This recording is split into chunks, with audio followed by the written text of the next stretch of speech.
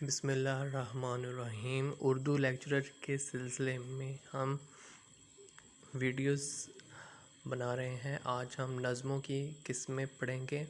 آزاد نظم یہ مغرب سے لی گئی ہیت ہے۔ اس میں ردیف و قافیہ کی پابندی نہیں ہوتی، بحر کی بھی تجدید نہیں، بحر کے ارکان اور اس کے اوزان یا صوتی بندشوں کی پابندی ہوتی ہے۔ فرق یہ ہے کہ معرہ نظم میں بحر کے اوزان استعمال ہوتے ہیں، یعنی اگر پہلے مصرعے میں بحر کے 4 ارکان استعمال ہوتے ہیں تو اس کی پابندی نظم کے ہر مصرعے میں ہوتی ہے، جبکہ آزاد نظم میں ارکان بحر کی تعداد ہر مصرع میں متعین نہیں ہوتی، جس سے مصرعے چھوٹے بڑے ہو جاتے ہیں۔ مثلا کسی نظم کے پہلے مصرعے کی بحر میں 4 بار فاعلاً کی تکرار ہوئی ہے۔ نظم آزاد میں بعد کے مصرعوں میں کہیں 1، کہیں 2، کہیں 3، 4 اور کہیں 6 بار فاعلاً کا استعمال ہو سکتا ہے۔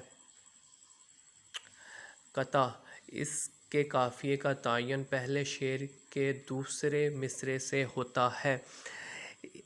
غزل میں سوائے مطلع کے تمام اشعار کی یہی حیت ہوتی ہے۔ غزل کا ہر شعر علیحدہ مفہوم کا ہوتا ہے، مگر قطع متحد المعانی ہوتا ہے۔ ثلاثی اسے مثلث یا تثلیث بھی کہتے ہیں۔ 3 مصرعوں پر مشتمل صنف سخن جس کے تینوں مصرعے برابر ہوں، کبھی پہلا اور دوسرا، کبھی پہلا اور تیسرا، کبھی تینوں مصرعے ہم قافیہ ہوتے ہیں۔ سانٹ مغرب کی قدیم صنف ہے جو کل 14 مصرعوں پر مشتمل ہوتی ہے۔ اس میں ایک بنیادی خیال یا جذبے کو کل 2 بندوں میں پیش کیا ہے۔ عموماً پہلے بند میں 8 اور دوسرے بند میں 6 مصرعے ہوتے ہیں۔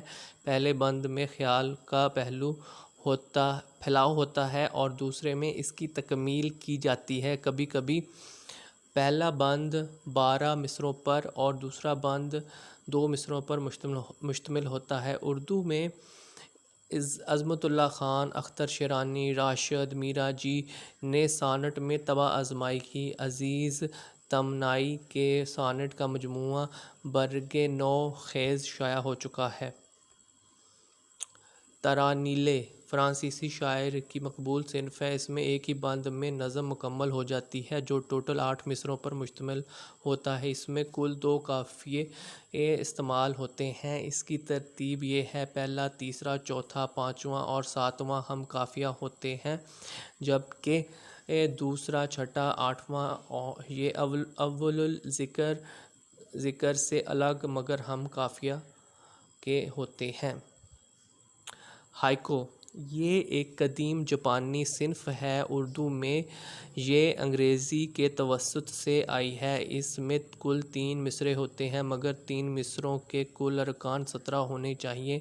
اس کی ترتیب 5، 7، 5 اور بعض نے 4، 8، 5 قرار دی ہے۔ اس میں ایسا لفظی پیکر پیش کیا جاتا ہے کہ دیکھی ہوئی یا محسوس کی ہوئی کوئی شے نظر کے سامنے آ جاتی ہے۔ مواد اور موضوع کے اعتبار سے ابتدا سے ہی فطرت، مظاہر فطرت اور مشاہدہ فطرت سے جڑی ہوئی ہے۔ اردو میں علیم صبا نویدی، محمد امین بشیر، سیفی اظہر ادیب، نصیر احمد ناصر نے اس صنف میں طبع آزمائی کی ہے۔